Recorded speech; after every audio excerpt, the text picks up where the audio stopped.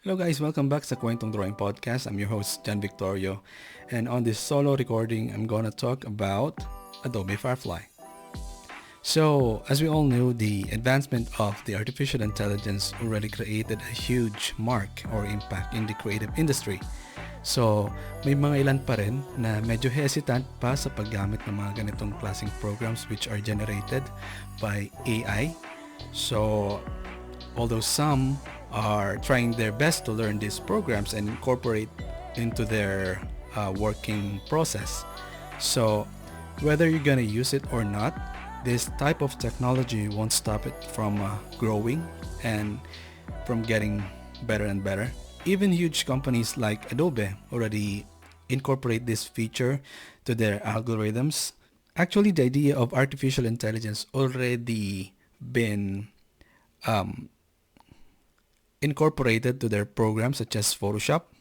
So, if you are familiar with the object selection tool, so isa yun sa mga very handy na tools sa Photoshop wherein it will automatically select the object and saves you some time from using, pen tool or any selection tools. So, ayun yung idea ng AI.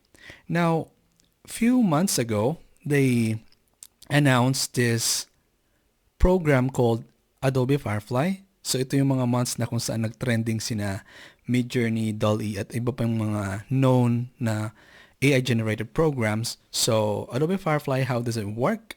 Kung paano mag-work yung mga kilalang naunang trending programs na yun, ganun din. So with the use of descriptions and labels and words, you could create stunningly and amazing artworks and photos. So on this episode, ipapakita ko kung paano gamitin ang Adobe Firefly and as far as my knowledge can reach, no, kasi hindi ko pa naman to parating ginagamit, although time to time chine-check ko at pinapractice ko kung paano gamitin si Firefly.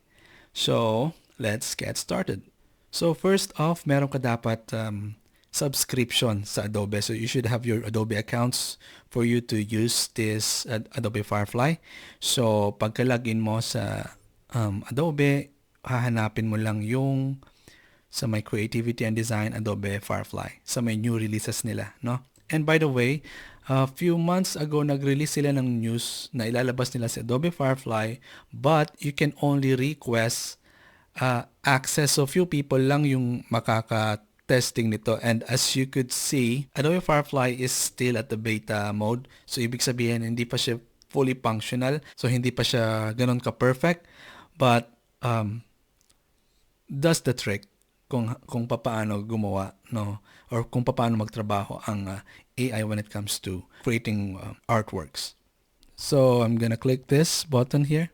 So I strongly suggest sa mga nakikinig ngayon sa Spotify, kung may time kayo, panoorin nyo or pakinggan nyo itong recording na ito with the video or with the visual para mas ma-appreciate ninyo.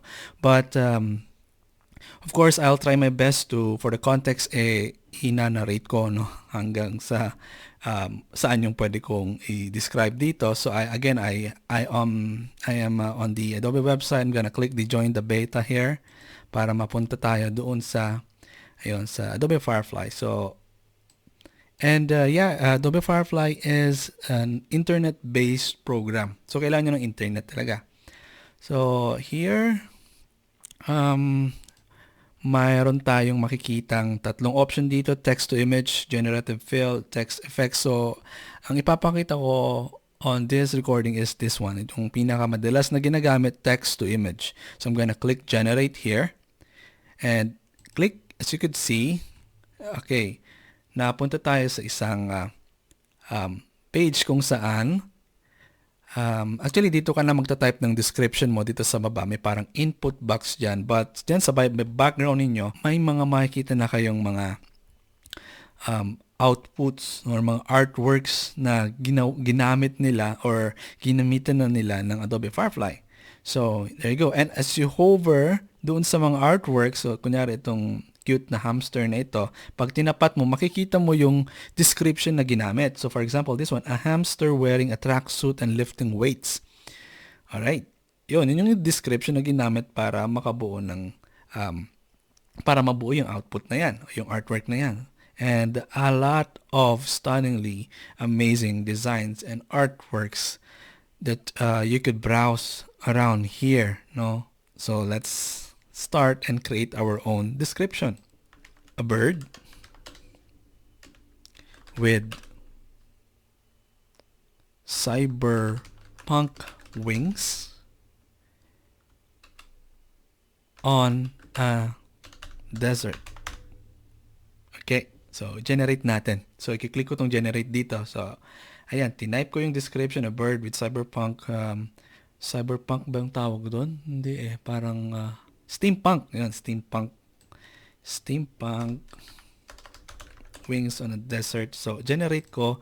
So mag-aantay ka ng ilang mga segundo and it will lead you to another page here that shows or that will show you 4 options. There you go. So yan. Bilis, di ba? And as you could see here, meron tayong mga ilang options na kung saan descriptive naman sila at hindi sila ganun ka-overwhelming gamitin sa ngayon kasi nasa beta mode pa lang, pa lang tayo. But as soon as they perfect the Adobe Firefly, malamang mas marami pang setting dyan. But compared sa mga ibang photo-generated or AI-generated programs such as Midjourney and DALL-E, mas comprehensive at user-friendly itong Adobe Firefly. So, ayun, makikita ninyo yung mga 4 options na binigay niya sa inyo. And amazing, right? So, pwede tayong pumili or pwede kang pumili ng aspect ratio noong canvas, no? Noong image, for example, landscape, no? Rectangle, parehaba siya, or portrait, patayo, square, you get the idea. So, widescreen ako para medyo pahaba siya. Pwede siyang pang wallpaper, ganyan. And you can also change some styles here like palette knife, digital art, no? There you go. Ang cool nitong pangatlo, no? So, for example, if I'm gonna click digital art here at sige, ilan lang naman to color, tones, lightings, and composition. Pwedeng hindi mo na sila lagyan or pwedeng lagyan mo. Now, for example, sa lighting ko, gagawin ko dramatic lighting. Something like that. And generate. Actually, pwede kang dito with the use of description, kunyari comma, with bokeh effect. No? Try natin. Kasi minsan, depende sa pagkaka-describe mo, no? Kung tama ba bokeh? Bokeh effect. Yun, pwede niyang ipakita na merong ibang source of light or lighting sa paligid ng nung artwork na gusto mong gawin. So if you generate that, click generate again.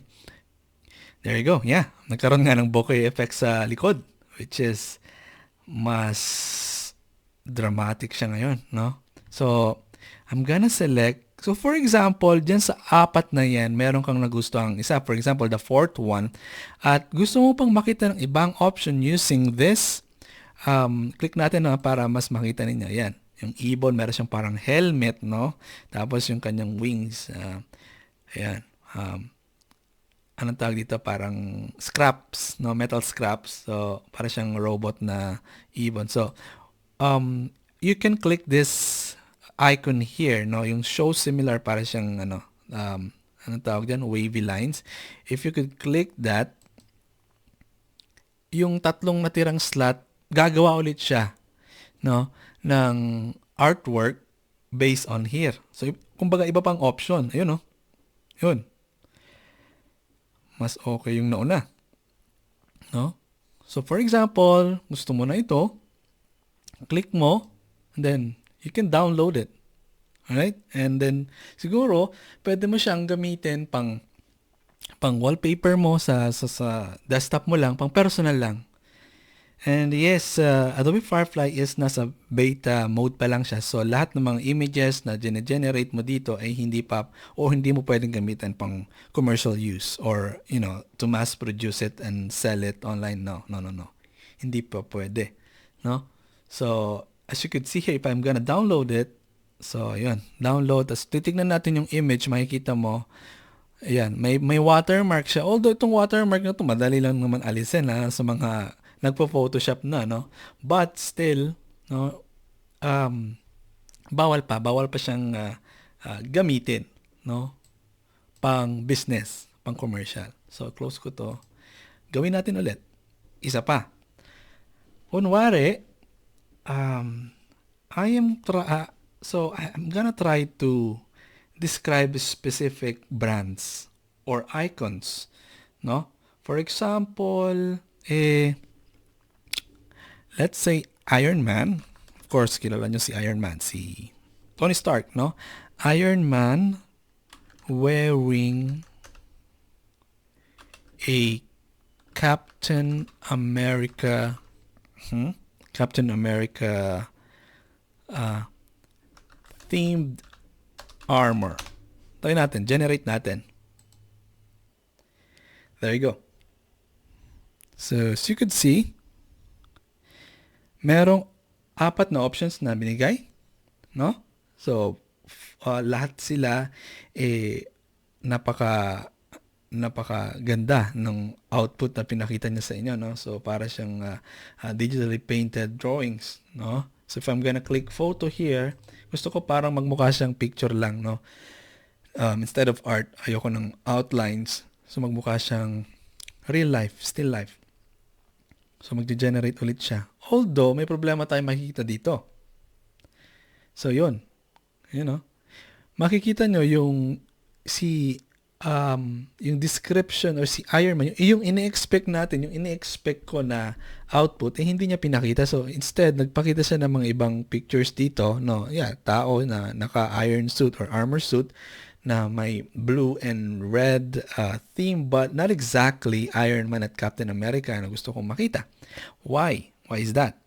So, later pag-uusapan natin yan, no? Kasi si Adobe Firefly, meron siyang data assets na tinatawag na medyo limited yung sources. So, some few questions that we will gonna discuss later, no? So, last, isa pa. Back tayo. Isa pa. Let's say, a sexy lady wearing thong. Tama ba yung spell ng thong? Thong. Yan. On a beach. Say, generate tayo. So, meron tayong problem na may encounter ngayon. So, can't load. So, ganito. Be careful sa mga description na nilalagay natin. So, probably hindi pa pwede yung wearing thong or sexy lady, no? Kasi hindi niya pwedeng ipakita unless na i-break mo yung kwan, parang ang ilalagay mo i-rephrase mo, no? A lady on a beach sunbathing. Generate. And gusto ko photo siya. Ayan. There you go. Diba? Generate ulit natin with a photo. See? Diba? Medyo, yung mga ilan dito, no, medyo weird lang yung itsura. So, ingat kayo. So, for example, this one, if I'm gonna click this, medyo, yung bibig niya parang, siya, no? Anong tawag dito? Disgrasya, no? Parang na opera. And then this one, parang si Voldemort, walang ilong, no? So, ingat kayo. For example, itong nagustuhan niyo, pangalawa, try to generate it again. Baka, magpakita pa siya ng ilan, no? So, ganun ng consequence minsan sa AI, Magpapakita siya ng output. Medyo weird to mga to, no? You know? Yan. So, parang yung isa, abnormal yung pagkaka-render ng mukha. Anyhow, you could regenerate it again hanggang sa makita mo yung gusto mong output. So, kunyari, ito na yung gusto mo, i-download mo na lang siya. There you go. Again, be careful sa words. Okay? Minsan, may mga, for example, yung mga violent words, ganyan, hindi pwede yan. So, kunyari, baby with a gun, for example, generate. For sure, hindi pwede yan. Okay? So, that's the basic of the Adobe Firefly. No sweat. Just be careful with the words and description. And then, pag satisfy ka doon sa photo na translate niya, yun, you could download it and use it as personal piece.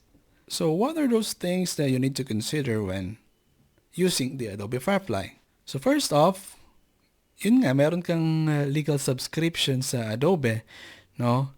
And I think ang this subscription ngayon nasa at least $80 or between $60 to $80 monthly, no, para makagamit ka ng Adobe softwares like Photoshop, Illustrator at iba pang mga known multimedia softwares, no, kasi itong si Firefly para pa lang siyang extension of those programs. So for I think for the sake of learning the AI, medyo may kamahalan syempre yung subscription, unlike kay Midjourney, no? And I don't know sa DALL-E kasi alam ko si Midjourney nasa $10 to $15 ang subscription, and nasa monthly, and then mas mababawasan pa yan pag nag-annual subscribe ka. So what else are the benefits of having this Adobe Firefly, no, as your tool in creating things? Napansin nyo naman kanina, no, with the use of words and few seconds, i-generate niya or i-translate niya into photos. So yung mga ideas na gusto mong ma-imagine visually, pwede mo na kagad makita yung result. And especially in the creative industry, hindi naman lahat photographers or hindi naman lahat illustrator or nagdo-drawing. So some of them are creative when it comes to music, when it comes to copywriting.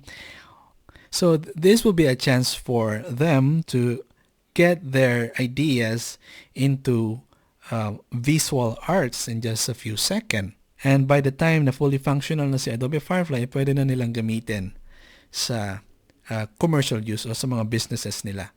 Isa pang benefits niya ay when it comes to managing your time, no? If you wanted to construct an idea, no, a photo for example, and then ginamitan mo siya ng AI generated programs, hindi lang Adobe Firefly, for example, Midjourney at iba pang mga application, with just a matter of seconds, nabuo na kaagad. Right? And the rest of your time, pwede mo nang gamitin sa mga iba pang mga bagay, no, to be more productive. Sabi ng mga ilan, si Adobe Firefly, napaka spoon feeding niya, no, lalo sa mga nag-aaral pa lang mag-design, which is kind of true. But let's try to look it in a different angle, no? For example, you're a creator already, no? And then may time na kailangan mong gumawa ng idea or mock up, for example, and kailangan mo na siya ngayon, right? And tingin mo if you're gonna do it with the use of your standard working process of creating things, say magagawa mo siya within 3 to 5 hours. Kung kaya mo namang gawin with just a few minutes using Firefly, why not, right? And again, you can use the rest of your time sa paggawa pa ng mga ibang bagay, no? Mas mamamanage mo yung time mo, mas malaleverage mo yung creativity mo. So let's say ginawa mo yung artwork ngayon, so it's just like 30 minutes na gawa mo na siya, and the rest of the day pwede mo nang gawin yung iba pang mga naka-schedule na mga trabaho mo or sa personal na buhay mo, right? Mas may time ka na ngayon na makapaglakad-lakad sa labas, ganyan. So one question that we might gonna ask ourselves is, will it gonna enhance our creativity? So will the Adobe Firefly enhance our creativeness, no, dun sa ating mga working process?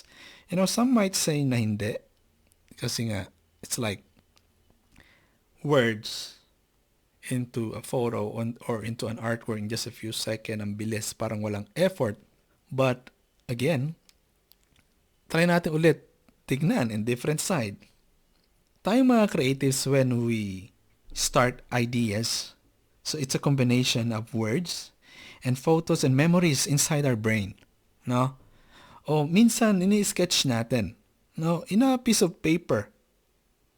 Or minsan tumitingin tayo ng mga pictures sa internet, right? Pinagko-combine natin. Kunyari, nakakita ka ng picture ng puppy. Tapos nakakita ka ng picture ng um, katawan ng tao. And then we try to combine it, right? Using Photoshop. So, and then you're gonna enhance it and then you will gonna add features at kung ano-ano pa para mukha siyang unique. Well, tingin ko wala namang pinagkaiba yun. If you wanna get inspiration ideas, no? Kasi using those words and memories and yung mga description na yun, i-feed mo dito kay Adobe Firefly and then mag-generate siya ng output. So, pag nakita mo yung outcome na yun, magkakaroon ka ng kumbaga, pundasyon or parang reference, right? Wherein magkakaroon ka na ng judgment kung okay pala na ganito. Mas okay pala na tatanggalin ko yung ganitong element at maglalagay na lang ako ng ganitong for example, replacement niya, no? No? So, mas okay pala kapag may ganitong klaseng lighting, no? Mas okay pala pag aalisin ko, parang gano'n. And then, ayun, magkakaroon pa rin ng ideas, no? The ideas we're gonna pile, no? Doon sa ginagawa mo. Siyempre, hindi ka magfo-focus o hindi ka pa mag-i-stay doon sa output na priniduce ni AI. Lalo't hindi siya ganun ka-perfect. Yeah, kung titignan natin yung mga artworks produced by these programs are kind of perfect, pero kung titignan mo, may mga imperfections pa rin siya. So, kailanganin pa rin ng ability ng isang magaling na artist or designer to make this work para mas ma-fulfill niya yung sarili mo. Kumbaga sa finalization or final touch, ikaw pa rin ang masusunod, no? So, for me, yeah, it will kind of enhance your creativity somehow. Disadvantage naman tayo when it comes to using the Adobe Firefly. Parang nabanggit ko nga nung una, no, mas medyo may kamahalan if magta-try ka lang ng Adobe Firefly for the sake na matry mo yung AI, medyo mahal. Mag-Midjourney lang kayo or mga iba pang mga mas murang programs, no? Ano pa? Well, I think this is kind of both advantage tsaka disadvantage, no? Kasi if you are gonna try to create an idea out of original concepts. For example, yung ginawa ko kanina, Iron Man, and na nakasuot ng armor ni Captain America. So, those two known words in the internet, noong finid natin kay Adobe Firefly, ayaw niya. Medyo limited kasi yung sources or yung data assets na tinatawag. Kaya nga, di ba nagkaroon ng issue dati si Midjourney kasi kung saan-saan na lang siya nakakakuha ng kanyang mga reference. Kumbaga, if you're gonna type that description to the Midjourney, yung kanina yung sinabi kong Iron Man wearing Captain America suit, talagang ipapakita niya yung mukhang Iron Man at yung mukhang Captain America. No? Baka nga pati yung mukha ni, anong tawag dito, ni Tony Stark tsaka ni Steve Rogers ipakita mismo doon kasi medyo walang limit. That's why nakakaharap sila ng si Midjourney nagkaroon na ng I think pile of kaso or lawsuit, no, against sa mga gumagawa noon, no. Etong si Adobe Firefly naman ingat na ingat siya, no, kasi yung mga data assets nila or yung mga collection nila sa kanila din nanggaling, no, like I think sa Shutterstock o yung mga kilalang partner nila when it comes to photo hosting. So, ayun, medyo limited yung source, yung output mo. So, yung output na ma-produce niya, baka hindi niya ma-reach yung expectation mo. Although, meron kang doon, parang ang win mo doon is hindi ka matatapunan or masasabihan na kinopya mo yung image nito or what do you call it, the copyright issue kumbaga, no, medyo maiiwasan mo yon. Given that Adobe Firefly is a internet-based or web-based program, is kailangan ng internet. Pag wala kang internet o wala kang subscription ng Adobe, hindi mo magagamit to. So, ganun lang kasimple yon. And going back dun sa sinabi ko kanina when it comes to creativity, if may mga creatives na or upcoming creatives yung mga nag-aaral pa lang, mga estudyante, no, nag-aaral. And then they rely too much on the AI instead of working on their own, no, instead of practicing. Ayun siguro yung downside nun, no, puro isusubo mo na lang sa AI, no. So pag nagkaroon ng problems do or yung output na na-produce ay hindi ganun kapino, yun ang magiging problema mo. Pero syempre, depende na rin sa artist yon or dun sa creator, no? Kung pag-aaralan niya muna yung, the manual way of doing the process instead of doing everything in AI, no? So, yun, the learning curve might be affected, no? If you rely too much on the AI. Again, hindi pa siya ganun ka-perfect, no? At least meron kang intermediate knowledge sa ibang mga graphic applications sana kapag mag-aaral ka or gagamitin mo itong AI-generated artworks. So especially if the creator is on its way learning this process, baka kasi masanay siya sa ganitong interface pag nakagamit siya ng mga ibang application like Photoshop or nag-aaral siya ng Illustrator or Corel or iba pang mga graphic program, baka expectin niya ganito rin yung interface, no? So may 4 na screen, may mga choices kaagad, may mga konting settings. I think ilang mga filters lang yan ilang mga settings mo may bilang mo sa daliri mo, no? So yun lang, sana huwag masanay yung mga upcoming mga creator or incoming creators, no? Again, I strongly suggest na meron kayong knowledge sa multimedia graphics programs bago nyo pasukin itong paggamit ng AI. So yun, medyo crucial pa yung usapan pagdating sa benefits at the disadvantages when it comes to using these programs. But I suggest na if you get time, pwede nyong subukan, 'di ba?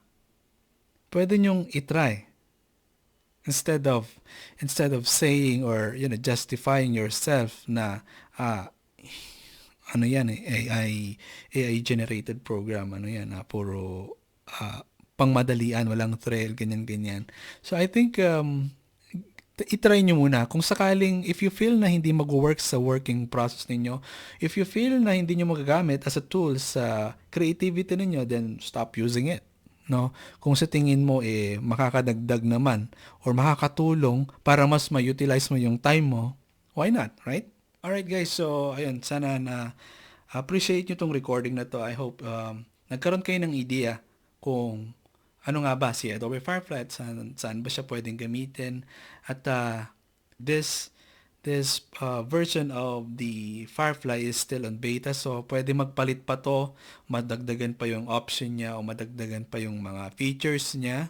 At ganoon din sa mga ibang mga programs such as the Midjourney that I'm saying and DALL-E, ganyan. At marami pang mga darating na mga AI-generated programs. Hindi lang itong mga nababanggit ko. And it's just a matter of time until dumating na yung time na yun. Nasa sobrang dami ng mga ganitong klaseng programs, hindi mo na alam kung anong gagamitin mo. Alright, so to sum up everything, Adobe Firefly is a very interesting project of Adobe na pwede nyong itry. No?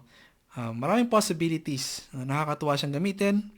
Although may mga limitations, so it's up to you. Do your research, no? Patimbangin nyo yung mga bagay na pwedeng i-consider when you're gonna use this. Especially sa mga nag-aaral, I strongly suggest, again, aralin nyo muna yung manual before you dive in sa mga ganitong klaseng program, no? And then, use your own judgment. If makakatulong sa inyo, sa work ninyo, go. If not, o di hindi. But still, the advancement of this kind of technology will continue to grow.